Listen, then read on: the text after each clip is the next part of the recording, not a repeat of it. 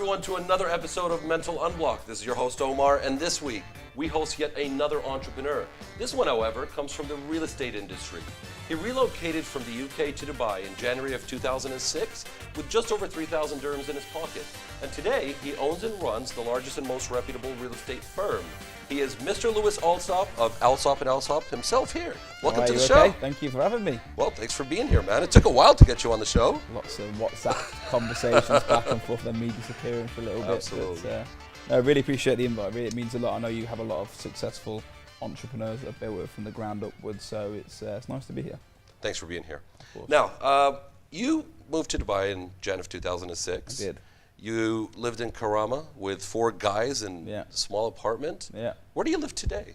In Victory Heights. So Right. I have a nice house on the golf course, on the Ernie House golf course, and have my 2 dogs and my cat and my wife all there at the moment. So, Nice. yeah. For a change from 2006. Yeah, I mean, the first place I lived in 2006 was, where was it? It was like a room rent in the Springs, and then it went from the Springs to Karama, and then Karama to room rent, just I suppose surviving. I suppose that. So yeah, I've been through the motions, should we say? Excellent. Well, listen, congratulations on the growth. We're going to want to talk about that in a minute. Of course. In the meantime, for a lot of those watching, listening that don't know much about Lewis, your background, your history, take us back to this city that I can't pronounce near Birmingham. Coventry. There you go, Coventry, right? Yeah. And tell us about your childhood. Yeah. What was your family like?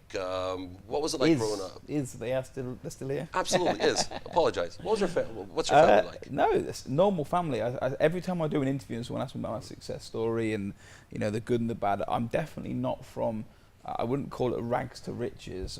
We're not a family that's, lived in a cardboard box, should we say, and then come on to be something. I'm a normal person that lived a normal life when I was younger, played football in the streets with my cousins and friends and do normal things that normal people do. So, we led a normal lifestyle. My father is a successful entrepreneur himself, and that's where the genes come from, maybe.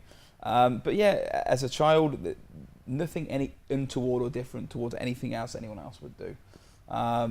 And yeah, I believe that having that type of background and seeing the fights in the playground and the confrontations and the highs and lows of, I like that. I know, obviously, if when we have a child, me and my wife one day, I like this character building. I like being in an environment where it's real life and it's a real hustle. So, yeah, my childhood was no different to anything else. You're married now. I think am, you recently got married, right? Yes, I did end of last year. And is she supportive with what you do? Very, very. Right. Some days I'll get home, like last night I got home at 7, 8 o'clock. But sometimes you're like, wait, why you're home late tonight? And I'll be like, well, listen, we're trying to grow a business for our family and for everything else. There is time restraints that come into it, but I think I wouldn't say the long hours are over, but I don't need to be there till 8, 9 o'clock, which I used to be when we first set up. I can comfortably leave at 5 o'clock now, and my phone and my laptop, especially in today's world with all technology, I can do my job then. But she knows I have to answer my phone at 10 o'clock at night. If there's a call that needs making or decision that needs making, I have to answer it. So she's very, very supportive like that, very supportive. Good. So take us back to when you relocated to Dubai. Yes. 2006, January. Why Dubai? And you were quite young back then. You were 18. 18, turning 19, I think it was, or not just turned 19. Why Dubai? Well, there's a backstory to it. What happened was I was working for an estate agent in the UK. When I was younger, I was a little bit of a nightmare. I was a terror. Like this is as an 18-year-old employee, and how I ended up making some where I'm going to go is actually got sacked from my company in England, and they're the biggest real estate or estate agency in Coventry. And I remember sitting down with the manager, and he just said, "This is your last day working here," because I'd got asked to do a few things I didn't do, and then I was coming in late or not at all because I'd been out the night before, and I was just uncontrollable. And my last words to my employer was, "You can't sack me. I'm your top agent." Next day I was unemployed. So what happened from there? I suppose I had a big decision to make on what I wanted to do. And it sort of just fell into place. So I was watching a program on ITV, and the program was about Dubai and how Dubai was being built and everything else. And I was just watching it, I just went, I want to be there. Right. So I arranged a telephone interview with a guy called Paul, and we had the telephone interview, and it was the easiest interview you could ever. "Hi, do you sell real estate?" "Yes." "Perfect. Do you want to come over?" "Yes, I do." So I took the job there, and literally 3 weeks later, I told everyone I was going, or 2 weeks later, I said I was going. I was on a plane. Left behind my brother. I think my brother said at the time, he'll be back in a few months, don't worry. My mum was obviously upset knowing that obviously I was leaving the nest. My dad was very supportive and was very interested in Dubai. Actually took me to Dubai 5 years previously when it was absolutely nothing, and it was just a Hard Rock,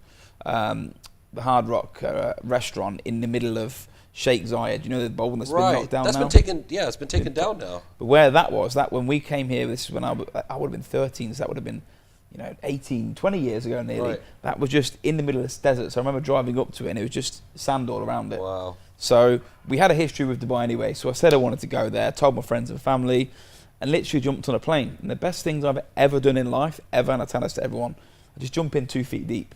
I just jump in and I'll make it happen. It's a sink or swim with anything.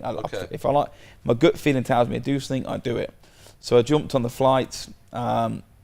I remember coming here thinking, oh my God, I'm on my own now. Like, I've never ironed my clothes before, never washed my clothes, never cooked for myself. When you live with your mum and you're 18, they do this all for you. Sure. So it's a harsh reality check on real life. But all these memories that I have, I was texting my dad last night and I sent him a picture of a cracker bread.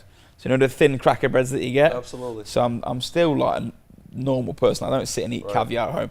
Putting hot sauce on the cracker bread, and I sent it to him. I said, "Do you remember this?" Because he came over to visit me, and I was eating. And when we first came over, I was living off my budget, and I was literally living on cracker bread with hot sauce on to get the flavour going. And these little funny memories, I still laugh at them now, 12, 13 years later. Sure. How does it make you feel, though? Thinking back at that, seeing what you've gone through, and actually, before you answer that, tell me a little bit more about some of the sacrifices that you've actually had to make. I've heard you talk about certain things that you've gone through your story, which is really interesting, right? But what are some of the sacrifices? What are some of the most difficult moments that you've actually gone through during your process here in Dubai trying to build up? So I think the story to success and the sacrifice I've had, the main reason that I've made these sacrifices, I'm very stubborn, and I think to be successful, I'm nowhere near a Bill Gates and Elon Musk. I'm just a normal guy that's doing quite well in real estate out here. But the successes that I've had, and I suppose the reason is I'm very stubborn, and I knew that once I had my leaving party, I couldn't go back. I'd had my leaving party, so I did give up a lot. But the reason I never gave up really wasn't to do with anything more than I said I've come here now and I've got to make it work. So if you look at the sacrifice I've made when we first came to Dubai, the biggest sacrifice is leaving your friends and family. Sure. The hours that I've lost with spending with my mum in the evenings and my little brother that was 13 when I left. You do miss all them moments, and you miss a lot of, all the great memories that you have. But, I've got my own life to live as well. I've got my own path to follow. So, leaving behind my family, massive. Leaving behind a very close-knit amount of friends that I had in the UK. Sure. They're still there now. They're still there when I go back 12 years later. They're still the same people, and I'm still the same person. I haven't changed at all. So even if you don't see your friends for that amount of time, they still have the same bond with them. So there's a sacrifice on the personal aspect of it. When owning the business, the sacrifices you make there are just incredible. That's when you're trying to grow a business, the social aspect of it. You can't be friends when you first set up, and a business. I've learned there's got to be a very quick divide between being an owner and a friend, and I've hired friends before and failed because they don't know the line. The financial strains, I remember I always tell this story. One of the success / fails we had going back to giving things up is I remember the first year we were in the business and it come to the 30th of the month and the payroll was due. I remember sitting down with brother saying, we don't have enough money for the payroll here. Wow. Payroll for how many people back then? 10. And today? 200. Wow. So when we first set up, we had these 10 people and they'd agreed sales. The sales had been completed. We'd received the money, but our money had gone out from bills. And I remember sitting down in my office going, we just don't have the money. So I had two decisions. I remember saying to my brother, I said, look, I've got a black Range Rover outside. It's worth about 200,000 dirhams. It's paid for in cash. Okay. And I owed about 130,000 extra on top of what was due out. Okay. So I said to him, look, they've got two options. I'm going to have to find some money. I'm going to sell my car. Yeah. But I thought if I sell my car, then everyone's going to know there's a problem. And I'm a big believer in, try and keep your front to a degree. If there's a problem, you deal with it, and you deal with it yourself. Sure. Don't need telling us about problems. So I was really contemplating. It got to like a couple of days before the month. I was like, this is not what I want to do, but it might. Well, I can't go to my friends effectively that work for me and say, I can't pay you because they need the money as well. So anyway, what I did is I stayed till 11 o'clock, and I was in at 7 in the morning, leaving at 11, and I just said, I've got to do a deal. And I just picked up the phone, and I found a deal, and I remember selling a property on the Palms Jumeirah, and it was a massive sale as well, to be fair. It was... How much? I think we sold it for around 16 million dirhams. We got 2% on that. Wow. And obviously it was all the company's money. So the sacrifice that I'd make, I was coming home and I was destroyed. Mentally, I'm sitting there when I'm getting home thinking about, need to pay these bills. Also, what do I do to do it? And I just know now that when someone has a problem or a moan, there's only one way to get out of it, and it's do what I did 2006. You slog your way out of it. Yeah. And that moment there was a real defining moment for me of, do I go left and just, hang my boots up and say it hasn't worked, or do you go right and say, do you know what, I'm going to dig down and I'll find a solution? And we found a solution for it. Now, sorry to interrupt you. Speaking of hanging up your boots. Yes. Was there ever a moment where you decided or thought that, you know what, I've made a mistake, wrong decision, or seriously contemplated giving up and quitting? Not really, no. There's been tough times. Sure.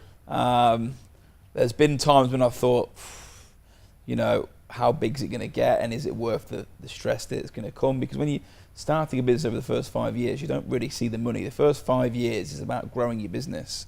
But no, I've never really questioned, oh my God, should we carry on the business? I knew when we set this business up, my mandate was, and I writ it down on my business plan, is that we're going to be the biggest real estate company in Dubai. And I remember speaking to my dad about it and said, look, we're going to be the biggest. And his quote to me was, son, he's in oil and gas, so he does his own thing anyway. And he's retired now and he lives a fantastic life. But he said to me, son, if it's any more than pocket money, it'll be a bonus. Right. I was like, this is not going to be pocket money. We're going to turn this into something special. And I always said, the number one company in Dubai, that's who we're going to get. And now I know we are the number one company in Dubai. I know we are. Sure. Not just off my thought process and what I think and the biased opinion. It's sales agents, deals, transactions, marketing spend, offices. We're the number one on many different levels. But when we first set up, that was my mandate. So there was never really a doubt in my mind. I had a target, and that target was to get there. Who would you say was your biggest supporter throughout this journey? And I'm sure there was a few people that might have come in and out of your life, but who's a person that, when you think back to someone that, you want to thank or you really appreciate them being there alongside with you, who's the first person that comes to mind? Oof. There's I know it's a tough one. If you take my business partners out of the equation, because they're my brother and my dad, and obviously we're on the same team. Okay. It's the people that have been there now for 5, 6, 7 years. You've got the employees I've got in my books, like your Joe Parkers, who's a HR director, started as a sales agent. And there's an administrator who's been with me 9 years. It's now my office manager. Has been there for 9 years. And the sales people. What happens, what I find in our company is that when you join and you become successful, you never leave, because we're like a unit. Right. So there's not one person. There's probably about 30 people or maybe 20 that I'd go, this is the backbone of my business. And that's the success we have for the business. It comes from the people. It isn't me. I'm just a logo and I make decisions. But the people, the most important thing in our business is them people that have been there 7, 8, 9 years that have stuck through us really through the slow times, the bad times. My office manager knows most of the things that have gone wrong in my company over the 9 years. She knows every problem that we've ever had. So she knows the good and the bad. So taking family out of the equation, there's a lot of people I owe to thank, and there's some amazing sales agents, back end of the company, there's some great people, but we just work together. We're on the same team. What made you do this? What was the main drive? Was there a point that you were trying to prove, whether to yourself or anyone else? Yeah. What was that? So I have this theory that I don't want to be normal, okay, and I don't want to be part of the rat race. So I'll give you an example. My worst fear in life. But you were a part of the rat race. Of course. Okay. I was the guy getting the 86 bus from my house, Coventry, to the town centre. Had to wait an hour whilst my office opened. At 6 in the morning, it's pitch black. And when you do that, I think something in me has always said, Lewis, you're going to do something. I don't know what it is, but I had this profound confidence that I'm going to do something special. And even now, I don't think I'm anywhere near, nowhere near to what I want to do. But when we talk about what it is that wanted me to do, I don't want to be normal. If I want to go to the Maldives at the weekend, I want to be able to go to the Maldives. I don't want to answer to anyone. If I want to drive an amazing car, that's my decision. And I think what my big fear is let's say you work in London, I don't want to be the guy that gets on the train at 6 and finishes at 6 p.m. or 7 p.m. and goes through the routine of life. I like trying to be special, trying to be different, trying different ways, probing in business to find something that works. We talked about disrupting before. I'm not a disruptor. I'm definitely not a disruptor. Okay. I do things very, very well. Okay. And I do it very efficient. And I think that business will be doing other things that you could class as disrupting, but I won't. I'll class it as making a job that should be here to this quickly to get done. But yeah, going back to what you were saying is, I just feel like something in me is telling me, Lewis, you're going to do something. And that gets me out of bed every day. Right. I'm sure along the way there were a lot of people that maybe told you this is a crazy idea, you shouldn't bother with it. How many of those people did you have to deal with? Some of them people work for me now. Right. I've had managers that have managed me and worked for me. But there's been a few competitors that have launched, when we launched our business, would threaten us, tell us that we're using the same colours as them. You use blue, our logo's blue. We're going to get our lawyers on you. Such as who? Can you name them? No, I'm not getting into it. I had to try. Yeah, I know you did. But yeah, we've had people that have knocked us, and I've had Labour office raids on us before from other competitors. I've had everything you can imagine through. I had, at one point we had, this goes back 2006, there was a company that set up in Dubai, and they come back at Christmas. And when I come back, so we always close on the 20th to the 4th. Come back on the 4th, there was a company that came in, approached all our staff. And what I found that happened is that I got back on the 4th, all our laptops were gone, our data was gone, everything was taken and they went to that company. What I didn't know until maybe a couple of days after I got back is that whilst it was in December, there was a guy that was my sales director at the time, and he stood up from the sales office that I went in and said, this company can't get visas at the moment, so we're going to offer you to come work for this new company. So I was not in the sales room at the time, I was downstairs. Anyway, that happened. At the same time, you had the Labour raid go on. This is 2006, and we couldn't employ new staff because we had a Labour ban whilst trying to sort this issue out. They took all our staff, set up that company, but these companies that have tried to break what we're doing, I've either closed them all down because we've ripped the business, or they don't succeed because they've gone with a short-term measure and they're not here anymore. Right. I'm probably one of a very few companies that opened in 2008 and are still here, because I'm a massive believer in, you get out what you put in, and karma. I've never gone out my way ever to do anything like that in business. I think I've heard you saying, jokingly, but behind every joke there's some sort of truth. Yeah. You're always talking about the fact that you guys are the best. Yeah. You're better than anyone else in the market. Are you really? Yeah. What makes you better? Well, there's a couple of factors. The staff that we've got. Okay. The fact that, to my knowledge, unless anyone can tell me any different, we are the only real estate company that is growing. If you look at my business from 6 years ago, I've opened 7 offices. Every other big company are closing offices. Okay. There's not one. They're either merging, closing, or closing their offices. This includes the fact that you guys were actually set up in 2008 during the crisis when things were really tough. Yeah. How did you do that? A lot of people were, shutting down shop, exiting the country. You're sitting here setting up a business in 2008. It wasn't thought out. Okay, you just did it. As I said at the start, coming to Dubai, it's 2 feet deep. I remember when we got the key, we signed. What happened is I left a very lucrative job to set up Allsopp and Allsopp. I was on a crazy basic salary. I was on like £150,000 a year, 50,000, 55,000 dirhams basic, plus commission, plus override of the company, everything. And we had a development, we sold it all out, and I remember sitting down with the CEO and he said, we've now got to collect SPAs and sign contracts. And I was like, I'm not a lawyer. I've done my job, I've sold my projects. So we came up with the idea of setting Allsopp and Allsopp up. What was the question? We're talking about how you actually got set up in 2008 during the difficult time. So I left the job to set up Allsopp and Allsopp. Left behind, took a massive risk taking this job. Put every penny that I made into Dubai, into this company. Got the tenancy contract and the keys. Sat down the first day in the office, finished it, furnished the bottom floors, 2 stories. Didn't furnish top floors, couldn't afford to furnish it. Yeah. The minute we got the keys, there was a picture in the the Khaleej Times, and there was this guy like this in the. It was a local guy saying the Dubai markets have all crashed, and I was like, oh my god, could it be any worse time for something to happen? But in hindsight, it's the best thing that happened because we're literally at the bottom with the lowest overheads, the lowest amount of money. I knew how to make money. I'm a real estate agent. My brother is an estate agent, so we just sell houses for a living. So when you were at the bottom, our job was we were chasing the top with low overheads. So as the big companies were here, they were trying to close down. And what was happening is we were getting bigger and bigger and bigger until that gap came. So 2008, when we set it up, it's probably the best time. If we tried to do it now in 2018, we wouldn't be where we are today. Right. You mentioned earlier something about cars, wanting to be able to take a vacation where you want, drive whatever car you want. What are you driving now? You know what I drive. I think I might know. I have a Rolls Royce. Okay, what kind of Rolls Royce? The Wraith. Okay. It's Allsopp and Allsopp blue and big silver down the middle. Right.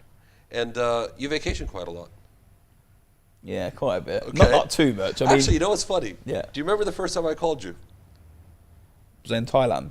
Do you remember what you were doing? So feeding elephants. No, you're actually getting a massage. You answered the phone. I remember now, yeah, you're right actually. I was getting a foot massage. It was like $8 for a foot massage. Well, I'm sitting there thinking, how am I going to talk to this guy about coming on the show? He's sitting there getting a massage. You're like, listen, I'll come, don't worry. I'll call you back later. I mean, yeah, I like to go on holiday, but look, my passion is my business. That's my hobby. Sure. So I'm just of the opinion that if you know, in my role as a CEO, you need to make sure, and this is the advice I give to anyone that's running a company, sometimes it's very, very good to take a step back, get some breath, and set yourself up again. So I'm a big believer in that, you know, taking steps away. So I'm actually at my best when I've had a few days away or 5, because I come back and my wife knows, she's like, you ready for work now? Because I'm sitting there, my mind's tapping, I'm writing stuff down, and I'm ready to, and as soon as I come back in, I'm like a whirlwind. Sure. So yeah, I do like to go away. Excellent. Now, let's talk a little bit about the real estate market in Dubai. Everybody seems to have an opinion. Market is up, market is down. In a nutshell, what would you say about the current state of the real estate market in Dubai? People are buying. Okay. People are selling. People are renting, and people are letting their properties out. Sure. The reason I say that, it sounds so basic, but one of the things I always hear is there's no transactions happening in Dubai. We had one of our busiest months ever last month. Last month? In Ramadan. Nice. So we always do, but there's always these preconceptions. The problem is you are what you eat. Now, if you're a broker in the market, you're involved in real estate, if you're putting out to the market's rubbish, all that people hear that and they use it. So you are what you eat, you are what you read. It's as simple as that. So what's happening in the property market at the moment? There's so many companies out there spreading bad news. Even the newspapers putting out there that transaction, that companies closing down. Come and speak to me. I'll tell you something very, very. If a company's closing down in real estate now, it's because their model's not very good and they've not adapted from 2006 or 2008, 2018. It's 10 years ago. But so many people are trying to buy developer databases and call 1,000 people, and that market's gone. So in a nutshell of the market, prices will go back up, 100%. So are prices down now? Prices are down. Okay. Why are they down? And it's important anyone that's involved in the property market understands this. If you go back 5 years ago, we were on the tail end of prices going up. Sure. So when I bought my villa, end of 2012, 2013, my villa went up 25% in 6 months. And I was like that. This is amazing. And then what happened is the cooling measures coming. And this is important that anyone understands this. The reason the market's down is not because it's an unquestionable answer. Very simple. the government has enacted cooling measures. Cooling measures on doubling the transfer fees to transfer the land department. Sure. They changed the loan to value of the mortgage. Instead of having 85% loan to value, you need 65, 60%. Sure. Correct. So they bang straight away. They literally curbed 60% of the buyers wanting to buy immediately. Right. So when that happened, the prices did come down because it's twofold with stop people from buying and supply going up. Naturally, you know what's going to happen next. Now, what's happening now is the government, for the first time in 5 years, are saying, do you know what? We're going to stimulate the market a little bit here. They're now putting the 100% ownership for businesses, 10-year visas. Yes. The visa fees, so every company has to put a 3,000 dirham bank guarantee down. We've got 200 staff, 200. Wow. The government are giving me back in it at the end of the year, Yes. 3,000 times 200 staff. Wow, that's I could open a new office with absolutely. that. That is what the stimulus was happening at the Talking moment. about over 500,000 dirhams. It's a good place to Excellent. be. So the reason they're doing that is to try and stimulate the business. They're trying to make business more affordable to do business in Dubai. So a smaller company, imagine they've got 10 staff and they get 30,000 dirhams. That will help them so much. So it's the first time in 5 years that the government now are saying, we're going to get this market going again. Would you say it's easy to actually set up for an expat living in Dubai or the UAE? Would you say it's To set up, generally as in to live easy? here. Well, not just to live here, but to set up their own business. For entrepreneurs that are listening, people that want to take that step or jump into, that want to do what Lewis did, pretty much. Not necessarily within the real estate sector, but in general. It's possible, but I think you need to, if you are setting a business up, you've got to be, prepared to fail but expect to win.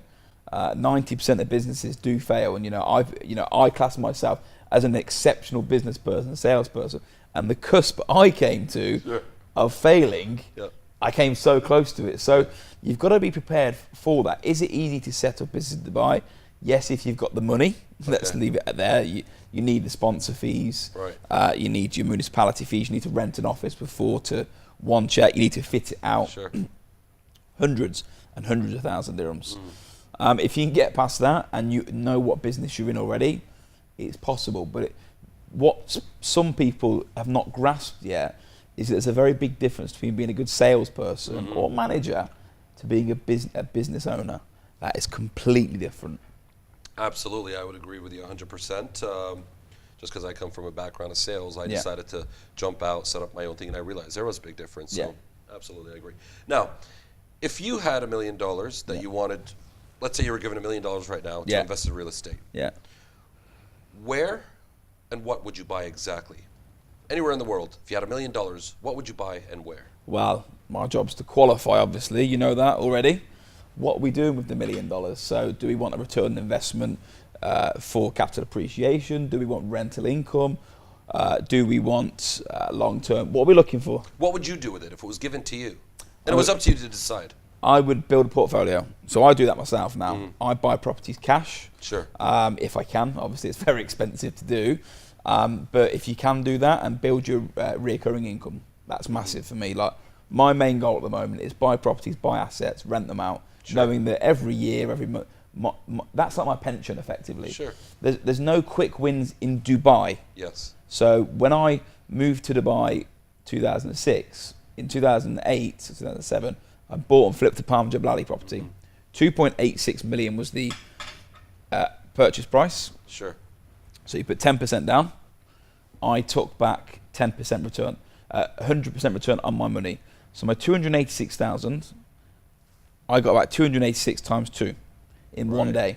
Wow. That's incredible. That's 100% return on your money. Sure. It's not possible in Dubai, and I'm not too knowledgeable on the rest of the world, but if there's going to be a booming city somewhere, Sure.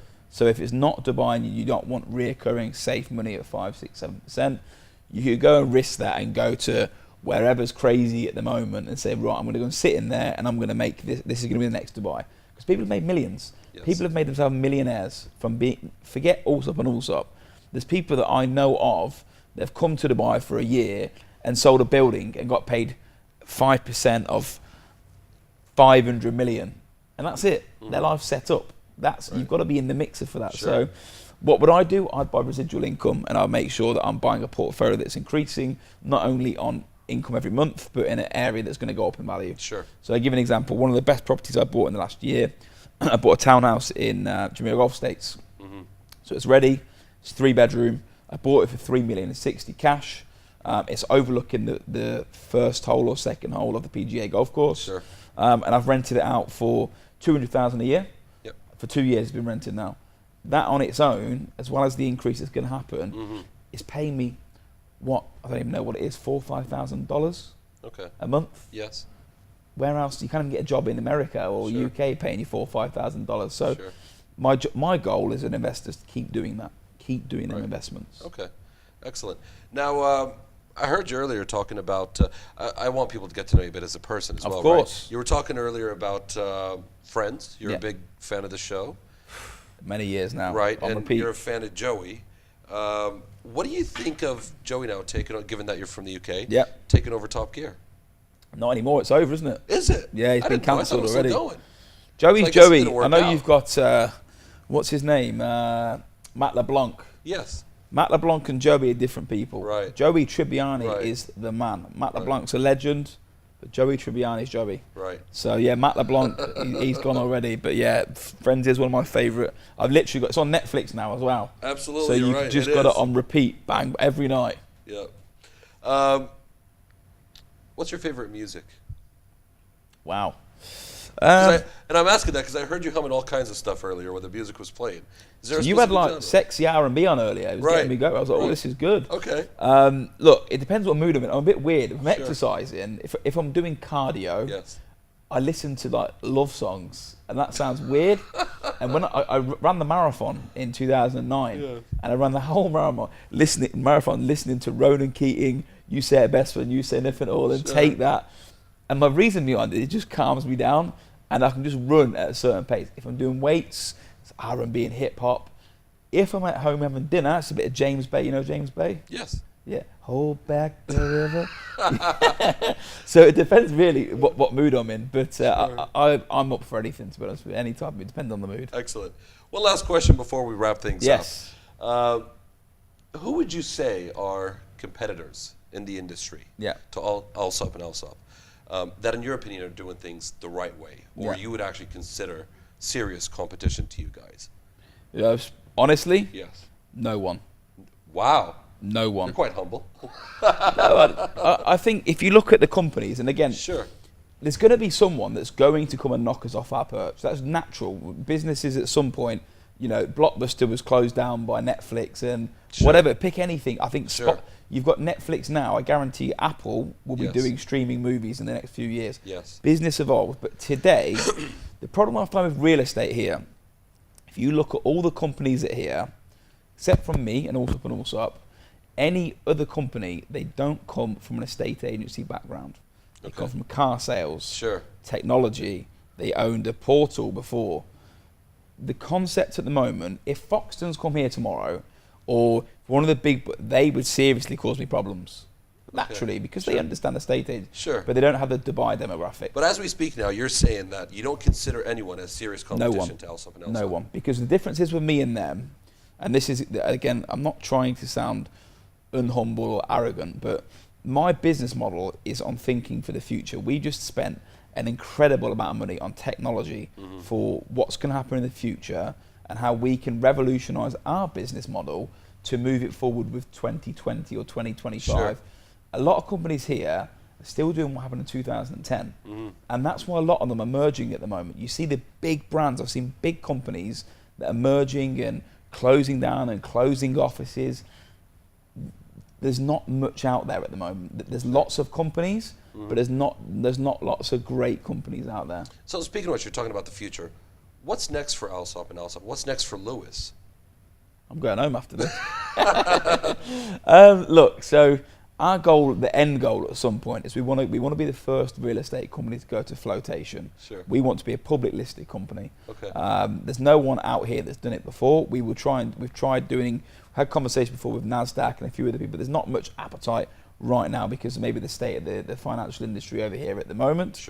But that will change at some point. If that doesn't happen, we'll go and do it in the UK and reverse our offices back into it. So at some point we want to become a public listed company, but to do that I want to go in with some game changing stuff. I want to go in there. I'm sure you've seen purple bricks in the UK that are online estate agency, and they're doing a fantastic job. They're losing a lot of money because they're a tech company. We know tech companies lose money effectively. Correct. But we are a company at the moment that's, we are a very profitable company that we want to take into tech.